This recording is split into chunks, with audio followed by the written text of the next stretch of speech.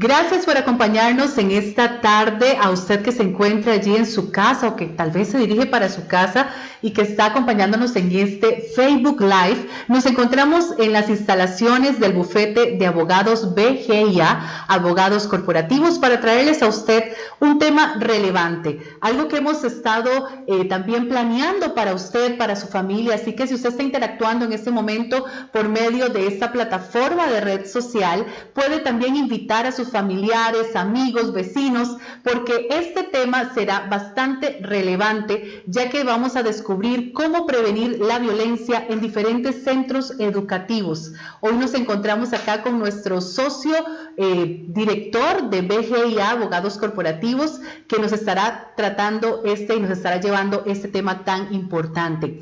¿Por qué es tan relevante que nosotros hablemos de esta situación? Bueno, para nadie es un secreto que durante estas semanas atrás y meses atrás, desde que se retornó la presencialidad de los diferentes estudiantes a las escuelas, colegios y universidades, pues esa interacción ha traído una fricción, y esa fricción está trayendo situaciones de bullying y de maltrato, de violencia en las escuelas y colegios de Costa Rica. Sin embargo, a nivel global se nos ha catalogado como el segundo país a nivel latinoamericano con más incidencias de bullying y casos de bullying que se reportan en las escuelas y colegios. BGIA, de una manera preventiva, está llevando diferentes charlas a las diferentes instituciones que se nos invitan para poder prevenir esta condición. Así que hoy vamos a tener este tema, así que comparte esta transmisión especial, invite a otras personas, y si usted desea participar con preguntas, pues lo puede dejar allí en la caja de comentarios y nosotros vamos a estar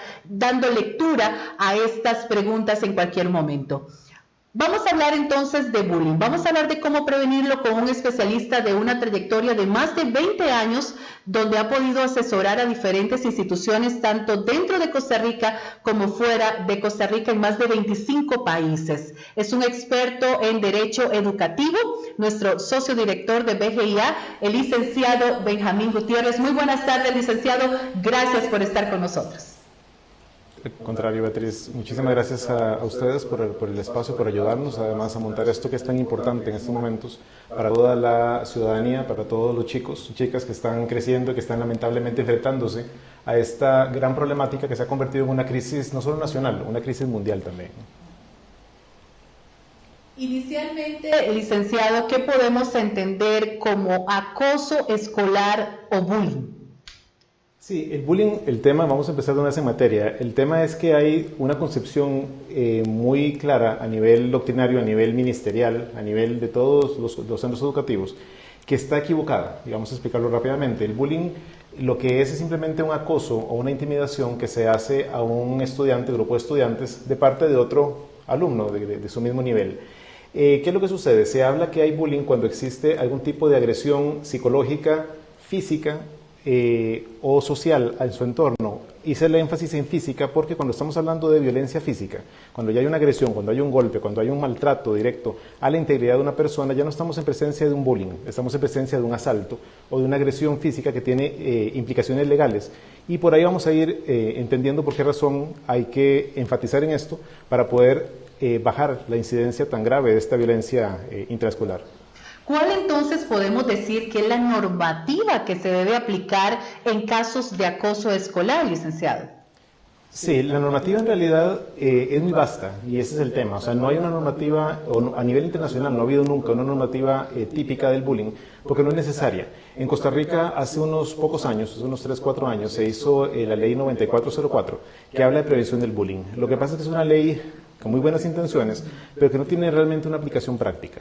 La legislación en realidad va en función de lo que existe en las reglamentaciones propias de cada centro educativo, en el propio protocolo que tiene el MEP para los colegios públicos, y también lo que es el Código Penal y el Código de la Niñez y la Adolescencia. En realidad hay muchísima normativa alrededor de toda la figura del maltrato estudiantil, que puede ser aplicada para efectos de prevenir y actuar en caso que sea necesario.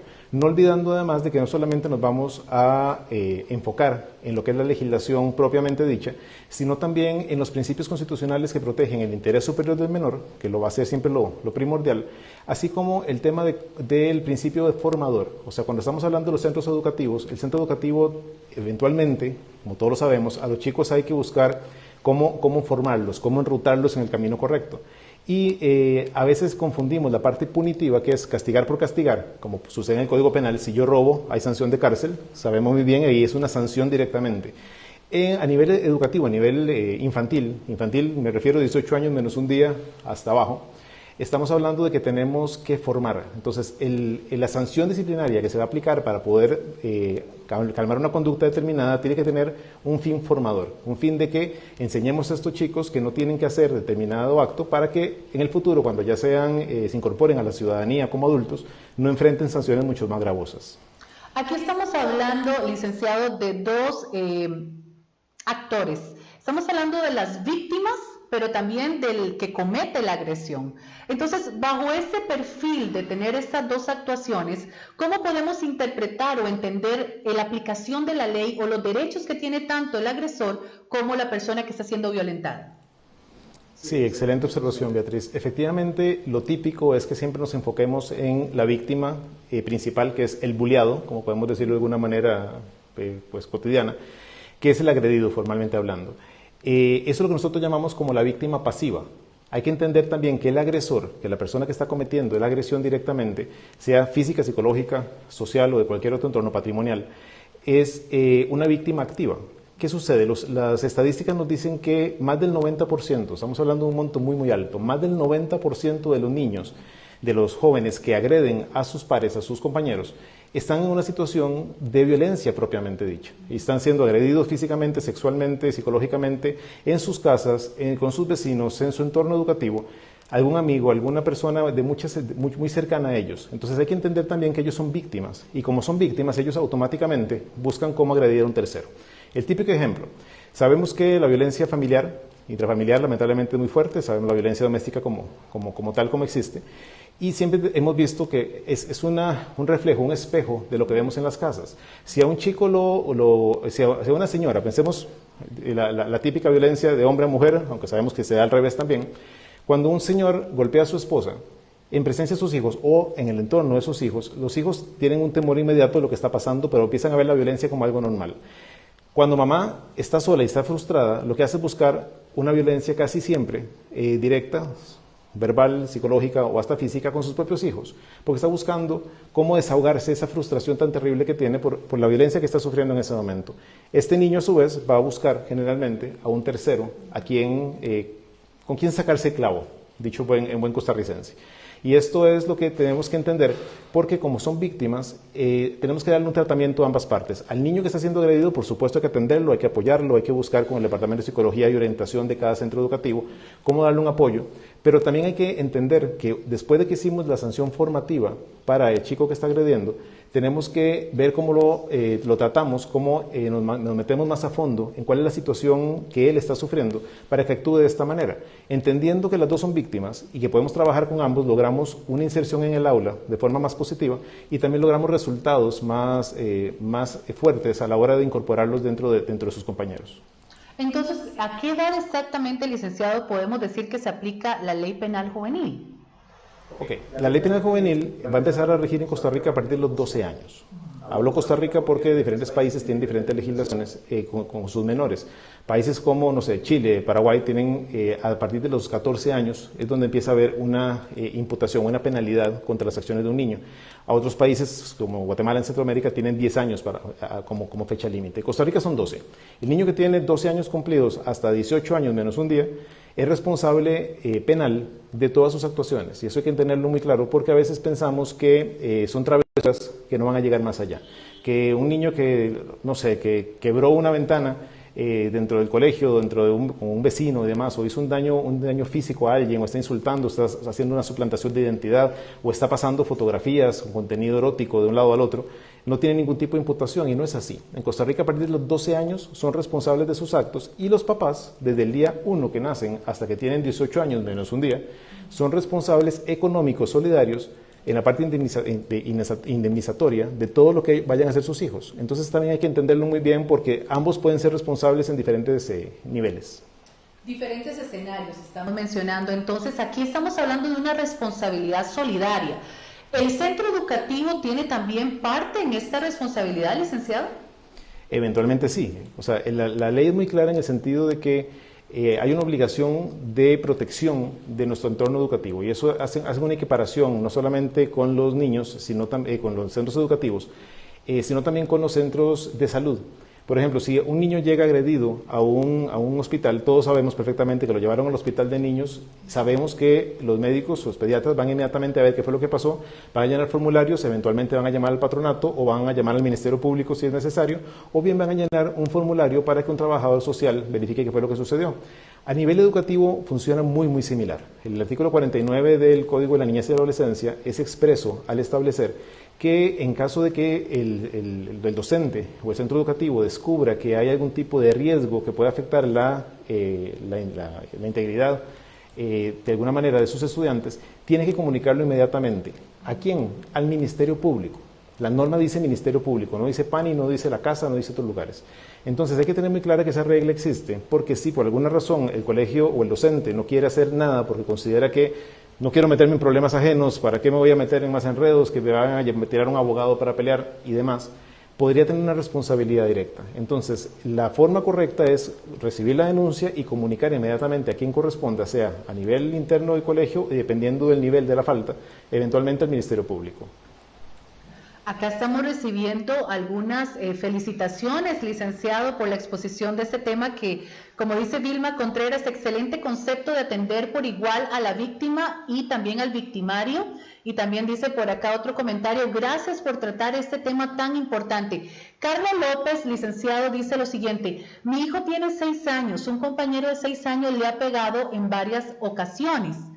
Dice por acá, vamos a subir un poquito por acá, dice, y mi hijo dice que quiere ser invisible para que el niño no le pegue porque él ha actuado de una manera que no es correspondiente a su edad. Dice, se activó el protocolo contra el bullying en el colegio privado, sin embargo, un mes después aún no tengo una acción clara ni una solución por parte del centro educativo. Voy a cambiar a mi hijo de institución, sin embargo me gustaría que no siga sucediendo esto a otros niños. ¿Puedo tomar alguna acción legal contra el colegio por la omisión de esta acción? Porque mi hijo en este momento está triste y con miedo. Qué tremendo esto, ¿verdad? Que ya trascendió a una situación psicológica y emocional. Sí, lamentablemente a veces pensamos que esto de la violencia en la escuela únicamente afecta a chicos grandes. Y en realidad un niño pequeñito, desde kindergarten hasta sexto grado, perfectamente puede estar involucrado en una situación de estas también. ¿Qué sucede? Tenemos que entender que no todo es bullying, eso es lo primero. O sea, una agresión para que se considere bullying tiene que ser continuada, repetitiva y una intención de causar una molestia o un daño. Pero el hecho de que no sea repetitivo, que no sea un bullying, no significa que no haya una agresión o una situación particular que deba ser tratado por el centro educativo. Entonces, indistintamente de la etiqueta que le pongamos, que sea bullying o no, tenemos que atender el caso. Un niño de 6 años que está siendo golpeado por un compañero puede estar en una situación normal de crecimiento. No es normal la agresión, pero puede estar en el desarrollo normal de los chicos como tal.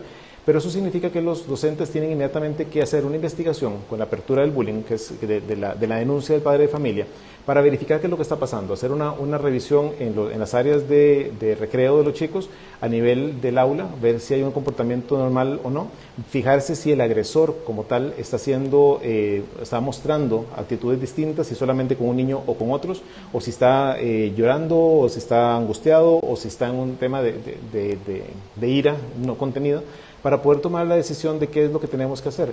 La comunicación en este caso, como les digo, no aplica ya la ley penal juvenil, no estamos hablando de un tema penal, pero sí aplica una responsabilidad interna del centro educativo para verificar si aplica una sanción disciplinaria de conformidad con lo que diga el reglamento interno de cada colegio o del MEP si es un colegio público, y hacer un seguimiento.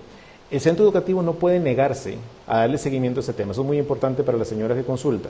Si el niño lo están golpeando y ella hizo la denuncia como tal, tiene que haber plazos determinados y los plazos son muy rápidos. O sea, ella pone la denuncia como tal y tiene derecho a estar informada de cuáles son los avances que se están dando en esta investigación.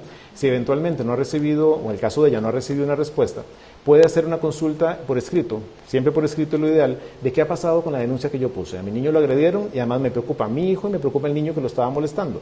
¿Qué ha pasado con esto?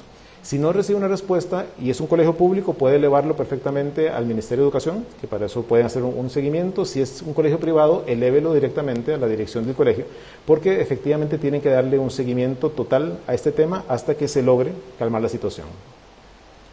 Existe entonces a veces el miedo, el temor, de tanto del niño que está siendo agredido como de los padres de denunciar. ¿Cómo podemos entonces mitigar esa circunstancia de temor, licenciado, y animarnos a plantear una demanda? Sí, lamentablemente, Beatriz, es cierto. Hay un gran temor de muchas personas de poner una denuncia, de decir, a mi hijo lo están agrediendo, está pasando esta situación, porque hay un miedo a represalias. Lamentablemente no debería ser así, pero puede ser hasta comprensible. Cuando son estudiantes, con más razón. Nadie quiere ser el sapo del grupo, nadie quiere contarle a todo el mundo lo que está pasando y tenerle ese temor de que Benjamín señala, Benjamín acusa. Es complicado. En estos tiempos no hay excusa para esto. Tenemos canales dentro de cada colegio que pueden ser perfectamente confidenciales, no anónimos. La palabra anónima no me gusta en este caso porque se presta pues para denuncias sin sentido y persecuciones sin mayor prueba, pero la confidencialidad sí se puede mantener. Incluso a nivel de 911, si el tema es grave, un niño puede perfectamente decir que quiere denunciar a algún adulto también, pero que no quiere dar, que no se haga pública su información. En este caso es lo mismo, o sea, si ustedes tienen una condición de este tipo, pregunten dentro del centro educativo cuál es el canal de denuncia confidencial que quieren plantear. Ahora es tan simple como un correo electrónico, como levantar un teléfono fuera del colegio y hablamos con una persona que esté en control, pero sí tenemos que pedirles que guarden la confidencialidad.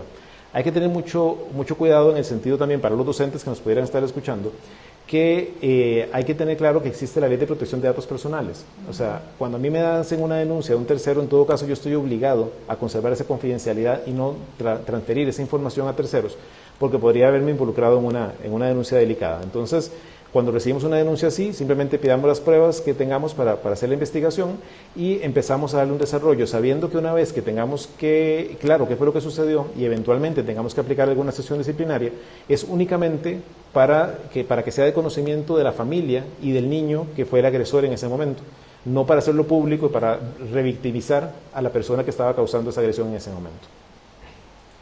Hablemos entonces ahora del planteamiento desde la perspectiva del centro educativo, licenciado.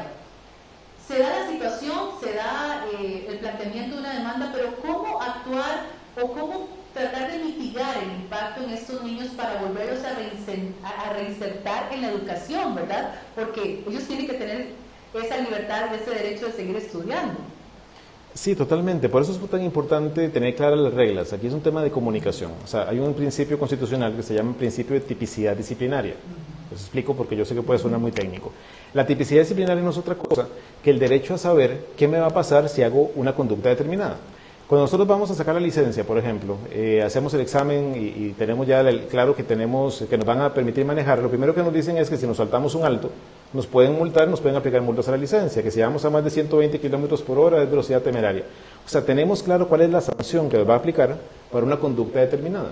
No hay nada más grosero y más triste que los niños que se les sanciona dentro de un centro educativo por una conducta que desconocían que era mala, que tenía una sanción como tal. Entonces, lo típico, o sea, yo no sabía que yo no podía hacer bromas de mi compañero, que no podía tomarle una foto a mi compañero y pasársela a alguien más, que yo no podía usar el nombre falso de una persona o crear un perfil falso que se llame Pepito Feliz y ya está, que es un seudónimo, pero eso puede ser una suplantación de identidad. O sea, ellos tienen derecho a saber y a tener un conocimiento completo de cuáles son las eventuales sanciones en las que pueden incurrir. Y por lo tanto, el colegio y el centro educativo tienen esa obligación de dar esa comunicación completa a los padres de familia, a los estudiantes y a sus propios docentes y personal administrativo, para que entre todos tengan claro qué es lo que deben hacer y cómo deben actuar. Algo muy importante que tenemos que entender y que sé que lo vamos a ver ahora durante la charla, la entrevista, es qué pasa con aquellos chicos que participan de una forma indirecta en la agresión. O sea, tenemos que no solamente que preocuparnos por el agresor, que tenemos que insertar, como bien dijiste ahora en el grupo, en el aula, una vez que tengamos ya claro que hubo una sanción y ver cuáles fueron las actitudes para buscar cómo hacerlo sentir mejor, sino también qué pasa con aquellos chicos que están participando de una manera indirecta, cómplices, testigos e instigadores, pero que están causando el daño. O sea, generalmente, y eso lo dicen las estadísticas también, el 82-83% de las personas que están agrediendo, ya no hablemos de niños, de cualquier persona que está en una posición de poder y está agrediendo a alguien más, le encanta el espectáculo. O sea, está viendo quién me está viendo, quién me aplaude, quién me grita, quién me dice qué fuerte que sos. O sea, está buscando vanagloriarse de esa fortaleza que tiene contra una persona más débil, y lo que hace entonces es incrementar esa condición cuando hay más gente alrededor. Pero si hay alguien que me está empujando y que me está molestando y que me está incitando a llegar a esa posición y tiene una sanción también, como establece nuestro Código Penal, entonces hay una inmediata repercusión positiva, porque la gente no quiere verse involucrada si me van a sancionar también. Entonces hay que trabajar en eso. Claro, no se quieren ver involucrados. ¿Y qué sucede, licenciado, si esto ya aflora ya fuera de la institución? Digamos que se da esa circunstancia dentro de la institución, pero si ya llega la agresión a ser como un tipo de acoso y ya está repercutiendo no solamente el tiempo escolar, sino el tiempo fuera de la escuela. Sí, la ley lo que establece claramente, o las reglamentaciones propiamente dichas, es que tenemos que actuar en todo lo que tenga que ver con lo que suceda en el colegio, como en actividades extracurriculares. Pero aquellas situaciones que se dan en el entorno privado de cada familia, es un problema de la familia. O sea, tiene que ver la familia cómo resuelve y cómo actúa y cómo evita que se vuelvan a suceder esas situaciones, pero sin dejar de lado que puede haber una repercusión posterior dentro del centro educativo. Ejemplo, que tal vez es más sencillo así. Tenemos una fiesta, los chicos de 14 y 15 años hacen una fiesta donde tuvieron licor y tuvieron lamentablemente drogas y hubo un par de situaciones mayores, incluso hasta fotografías con contenido erótico que entonces puede considerarse eventualmente pornografía infantil. O sea, una de esas fiestas típicas de ahora, o de siempre, pero que ahora son más públicas por el tema del internet y demás. Esa fiesta se da en un entorno privado, entonces el colegio no podría de ninguna forma sancionar por esa situación. Pero si llega a enterarse de las repercusiones y de las consecuencias que se dan en esa fiesta, llegan a afectar, porque empieza a hacerse bullying dentro del colegio alrededor, se empiezan a mandar fotografías, padres de familia llegan preocupados a decirle al director o directora del colegio que tuvimos esta condición particular, vea que mis hijos lo están molestando por esto, y están fotografías, y le hicieron un meme, y le pusieron cachos y cosas. Toda esa situación podemos entonces tratarla y hacer un enfoque preventivo dentro del aula.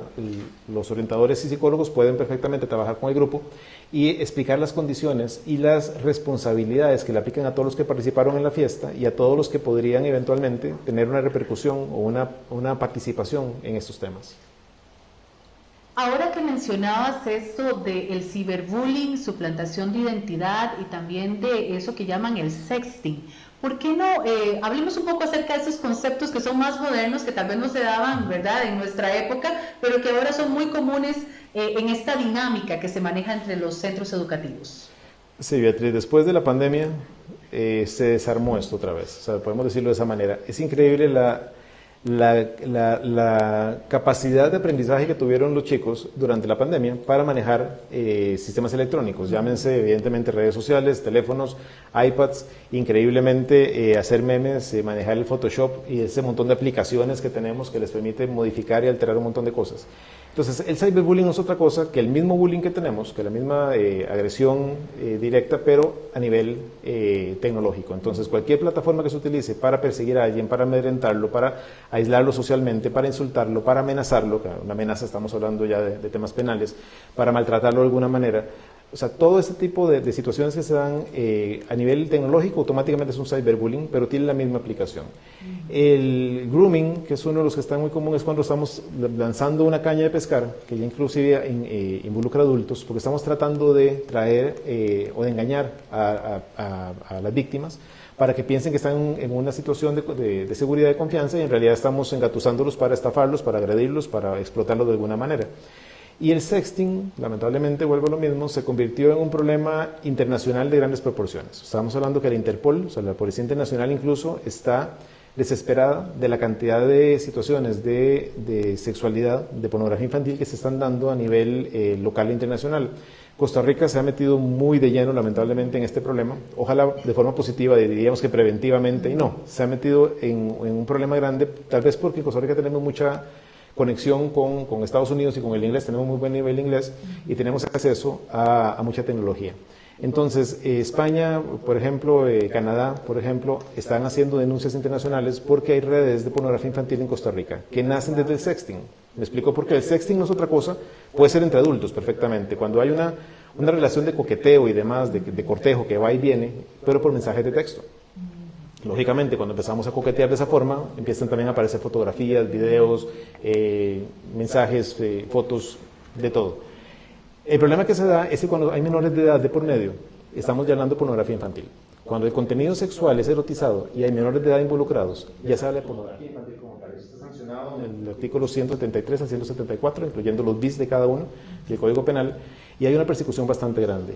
De hecho, en los medios de comunicación pueden ver comúnmente cómo se hacen denuncias contra Costa Rica por este tema, y la Interpol viene a llevarse a estos chicos, incluso que han estado metidos en esto, ver si hay adultos involucrados de por medio, pero tenemos problemas grandes. O sea, el famoso teléfono, algo tan simple como esto que tenemos, que es un estudio de televisión con cámara, con audio, con fotos, con maravillosas herramientas, se ha convertido en un gran problema, porque los chicos son todavía muy inmaduros en ese sentido, no conocen las consecuencias de tomarse una foto ellos mismos, y en el momento que la envían están haciendo algo tan serio como una distribución de pornografía infantil. O mi novia me mandó una foto topless, sin camisa, porque yo se la pedí, entonces yo la estoy llevando a que cometa una falta, pero además yo tengo tenencia a material pornográfico en mi teléfono, y esto genera muchísimos problemas. Hace poco se llevaron, y está en prensa, en todos lados lo vemos, fue bastante duro verlo, cómo llegó la policía, la OIJ, y arrestó 2 niños de 14 años en el colegio como tal, a vista y paciencia todo, les puso una chamarra y lo sacó del colegio, porque tenían fotografías de sus compañeras, de sus compañeros, en diferentes posiciones, no necesariamente desnudos, pero sí erotizadas. Y esto también está afectando evidentemente la relación o la mecánica entre pares. Entonces eso me lleva a preguntarte, licenciado, ¿cómo debe ser el proceso de investigación cuando se trata de poner o interponer una denuncia? Porque estamos hablando de menores. Correcto. El proceso, hay que entender primero que todo que no es un proceso judicial. Y eso hay que decirlo como es, porque lamentablemente a veces los mismos abogados somos los que complicamos las cosas al tratar, los que estamos defendiendo al que está siendo investigado, al tratar de judicializar de alguna manera, y entonces empezamos a poner excepciones y recursos y le damos una forma mayor. No significa que no tengan derecho a un proceso formal. Al contrario, tiene que haber un debido proceso y tiene que estar claramente establecido en las reglamentaciones internas de cada centro educativo. Tanto con el protocolo del MEP, cuando es público, o los colegios educativos, los colegios privados, tienen que tener claramente el protocolo y el procedimiento de actuación. Eso implica que yo tengo que hacer una denuncia como tal, aportar las pruebas iniciales para que se haga una investigación como tal. Cualquier tipo de prueba, video, audio, testigos, o sea, todo lo que yo quiera, pero tengo derecho a iniciar la investigación. Una vez que se inició la investigación, dentro de un plazo determinado, y ya sabiendo que algo sucedió, se le tiene que dar parte al chico que se está haciendo y a la familia del niño que está siendo investigado para que también ejerzan un derecho de defensa. Ellos tienen derecho a defenderse, por supuesto, y aportar contraprueba como tal. Hasta ahí es muy similar al tema judicial. Pero a la hora que vamos a hacer a sentarnos con los testigos, ya con los testigos menores de edad, necesitamos que los padres de familia autoricen y de preferencia que estén presentes cuando se hace esta indagatoria, esta forma de preguntarles a los chicos qué fue lo que vieron y demás, para que no haya responsabilidades más allá. Una vez que ya logramos fijar una responsabilidad y tenemos claro que hay que imponer una sanción disciplinaria formativa, no punitiva, como hablamos hace un ratito, hay que darle un plazo también a la familia para que determinen si quieren apelar. Entonces, sí es muy protocolario, pero es una forma también de proteger el debido proceso y la integridad de cada chico de cualquier situación, manteniendo siempre claro que hay un interés superior del menor y que hay un deber de confidencialidad de que lo que está pasando con esto no se haga público para no revictimizar a ninguna de las víctimas. En ese caso, acabas de mencionar algo importante, no revictimizar. Entonces, ¿cuál es la cautela que debe tener el centro educativo para no hacer tan público y visible la sanción o los elementos de investigación que se están dando? Sí, lo primero es entender que hay una obligación legal de no hacer público información de terceros. Entonces, eso significa, si yo sé que a Benjamín lo mandamos a hacer un trabajo social porque cometió una falta determinada o le bajamos 5 puntos de conducta o o sea, cualquier tipo de sanción que le haya aplicado, no tenemos que comunicarle a nadie más que eso pasó, más que a su familia. Porque aquí lo típico es, y eso no ayuda tampoco pues la familia del chico que agredieron, donde dicen es que a Beatriz Benjamín la pateó en el recreo. Entonces, por supuesto, cuando ya hicimos la investigación y tenía 7 testigos que vieron que Benjamín se aprovechó de la compañera, cuando ya sabemos que se hizo el procedimiento, los papás de Beatriz quieren saber cómo castigaron a Benjamín. ¿Qué le hicieron a Benjamín? Yo quiero saber qué le hicieron y ojalá que lo pongan en plaza pública y le entre el latigazo frente a todos para que no vuelva a hacerlo y sirva de ejemplo. No podemos llegar a ese nivel. Ese nivel automáticamente es revictimizar no solamente al agresor, sino también a la persona agredida, que va a volver a ver una vez más de forma pública y notoria algo que había sucedido y que no debería llegar más allá. No tenemos que olvidar y sacar de la cabeza de que son niños. Aunque tengan 18 años menos un día, siguen siendo niños desde el punto de vista de madurez y merecen un trato justo y además correcto conforme a sus derechos. Acá estoy leyendo un comentario, licenciado, dice Vilma Contreras: este tema no se trata por temor, pero sobre todo por ignorancia. De ahí la importancia de espacios formativos como este.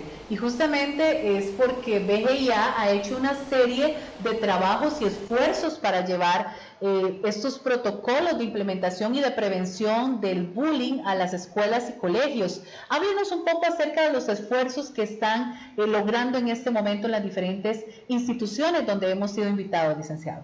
Sí, efectivamente, bueno, desde hace muchos años, estamos hablando ya de 15, 20 años de que estamos en esta materia, y es muy interesante cómo a través del tiempo hemos ido agarrando pues, más unas armas para saber cómo enfrentar situaciones tan delicadas como la violencia del centro educativo. Estamos hablando que lo primero que se ha buscado siempre es un tema preventivo, y es complicado porque la prevención es muy válida y es muy necesaria, pero la prevención no puede quedarse nada más en decirle a la gente es que es malo que hagas esto, es que no podemos patear a un compañero, es que no tenemos que escupirle la cara a un estudiante, no tenemos que mandarle mensajes insultando a nadie. Eso es evidente. O sea, los niños no son tontos, los niños desde los 3 años ya tienen un concepto claro de lo que es el bien y el mal. Entonces, cuando estamos hablando de chicos más grandes, es simplemente hacerles entender en qué consisten las actuaciones que pueden hacer, que se pueden divertir, pueden vacilar, pueden molestar, pueden equivocarse, pueden perfectamente tener errores a través de su crecimiento, pero tienen que saber cuáles son las consecuencias de sus actos. Por eso también se capacitan, no solamente estudiantes, sino padres de familia, porque los padres de familia tienen que entender también que el proceso de formación, el proceso educativo de sus hijos, no solamente es en el aula y no solamente es en la casa.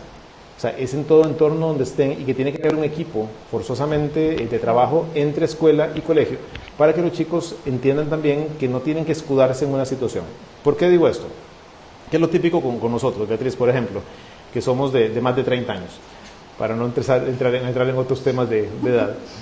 Nosotros antes, cuando llegábamos a la casa con una nota del colegio o llamaban a papá o mamá del colegio, por Dios, uno sabía que teníamos un problemón inmenso enfrente, porque automáticamente ya nos juzgaron y nos condenaron y nos castigaron porque papá y mamá van a apoyar. O sea, ¿qué fue lo que hiciste? Beatriz, ¿qué hiciste? Benjamín, ¿qué hiciste? Y vamos a ir a esa condición. Desde hace unos 15 años para acá, lamentablemente la condición y la dinámica cambió.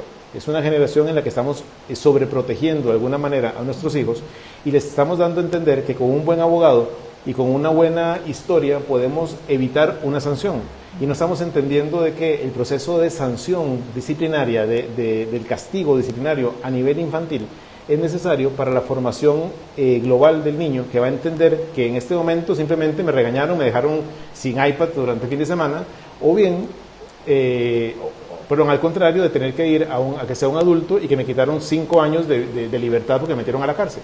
Entonces, ese tema es complicado porque hay que trabajarlo en conjunto para que podamos ir avanzando en una solución real. Y es que las soluciones están, Beatriz. O sea, la gente piensa que no, y se habla mucho en muchos foros y en muchos entornos de que esto es complicado, que se salió de las manos, que es que no tenemos cómo salirnos de tanto problema, y en realidad sí hay solución.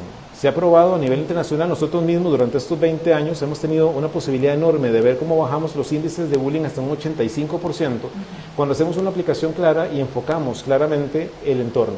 No solo la prevención, como te digo, es también un trabajo diario, una mediación, le llamamos nosotros, un modelo de mediación para la prevención de la violencia, en donde logramos involucrar a toda la comunidad educativa. Se hacen comités, se involucran a los padres de familia, se involucran a líderes estudiantiles, se involucran a los mismos agresores cuando ya fueron tratados en su momento para que sean líderes positivos, y nos enfocamos ante todo en la participación que tienen los cómplices, los testigos y los instigadores, porque ellos son los que generalmente provocan que esto se haga más grande. Una vez que logramos que haya menos participación de estos terceros, de estos partícipes indirectos, inmediatamente los índices empiezan a bajar y bajar y bajar, y permiten que los chicos sean adolescentes y niños felices, con sus errores y sus cosas, pero que puedan vivir en paz, sin preocuparnos tanto por esto que se está saliendo de control. ¿Cómo podemos entonces dar una solución real al bullying desde la perspectiva del esfuerzo que hace BGIA? Y me gustaría profundizar un poco allí con alguna experiencia que hayas tenido después de abordar ese plan de mitigación o ese impacto en algún centro educativo. Sí, ¿cómo podemos hacerlo? En realidad, bueno, nosotros casualmente estamos empezando ahora con una certificación de espacios libres de bullying que estamos trabajando con mucha fuerza, pero con mucho interés, con un grupo interdisciplinario. No es únicamente abogados, porque evidentemente esto no se lo soluciona únicamente con ley. O sea, hay psicólogos, hay orientadores, hay formadores, hay un equipo de mediación bastante fuerte, con el Instituto Mind, que es el que nos está apoyando en esta línea, que ha trabajado con UNICEF, con PNUD, con la Fundación Cruza, con la Organización Internacional de Migraciones, con el Ministerio de Educación, Ministerio de Trabajo, con el IMAS. O sea, es un grupo de expertos bastante fuerte, que lo que busca precisamente es lograr esto, entrar en una dinámica anual, donde vamos a estar capacitando al personal, a los docentes, a los estudiantes, para que entiendan las vinculaciones, se les da material formativo como tal, juegos para que puedan entenderlo, que haya una interacción diaria y que entiendan cómo les afecta la falta de conocimiento. Entonces, en realidad es un tema muy integral que logra resultados fascinantes. Ejemplos nuestros, en realidad tengo muchísimos. O sea, hemos llegado a centros educativos donde, tanto en Costa Rica como en otros países, donde es inmanejable, donde los profesores le tienen miedo a los alumnos, donde los profesores lloran en el baño escondidos diciendo que es que no quieren hacer una denuncia porque saben que papá o mamá de X estudiante los va a amedrentar, los va a insultar, los va a demandar en algún momento.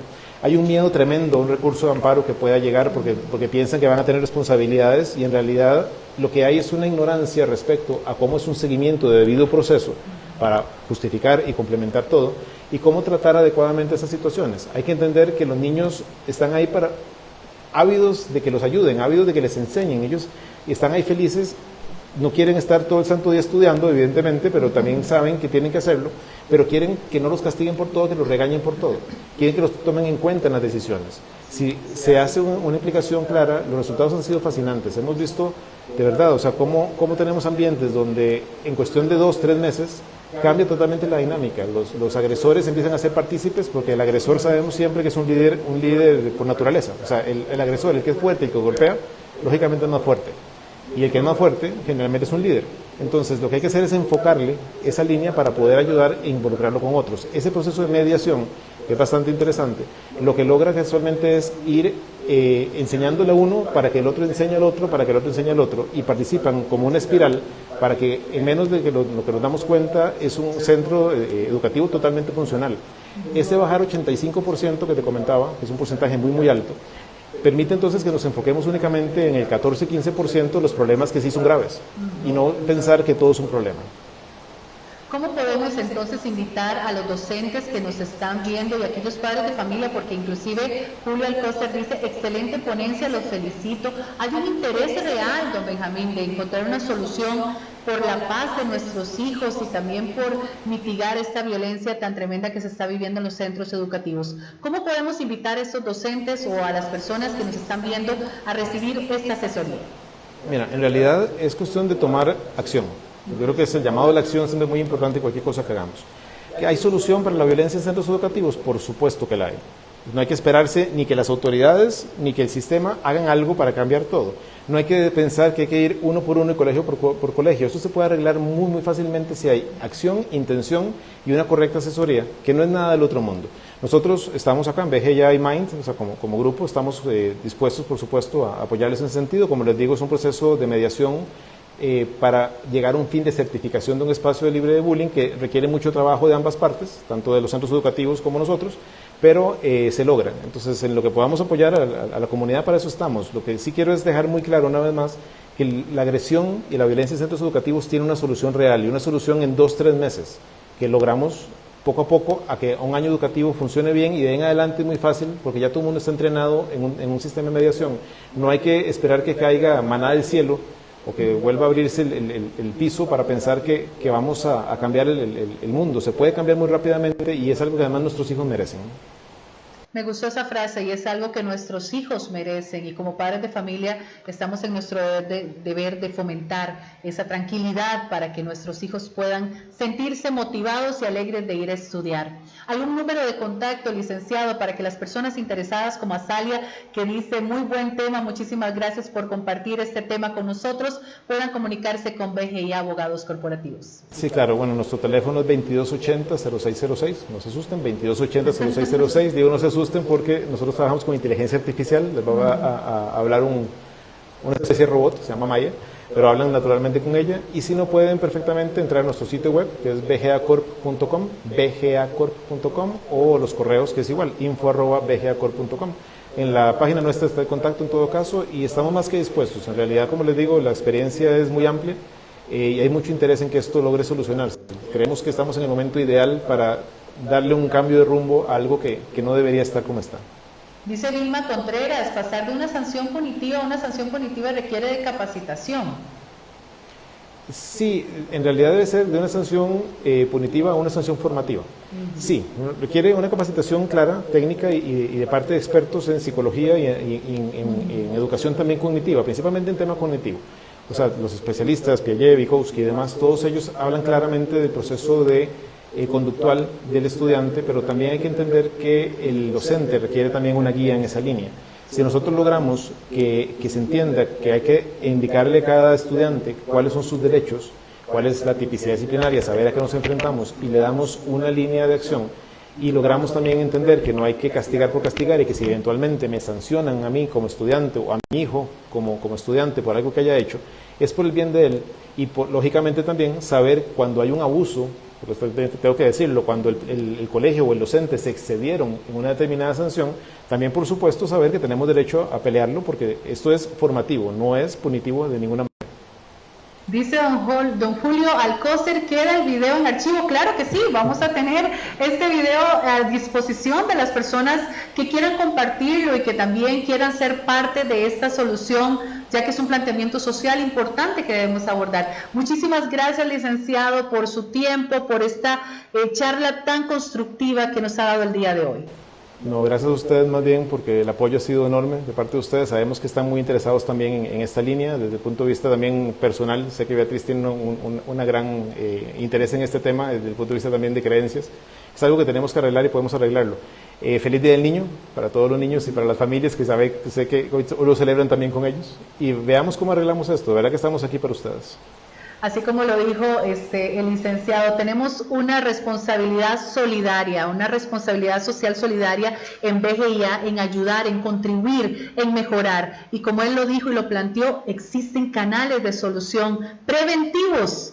No tenemos que llegar a eso, no tenemos que llegar a comprometer la vida de nuestros hijos, causarles traumas innecesarios. Como madres, como padres, podemos también ser parte de la solución, y como docentes, como parte de lo que somos en la sociedad. Muchísimas gracias a ustedes por acompañarnos en esta transmisión especial, en este Facebook Live.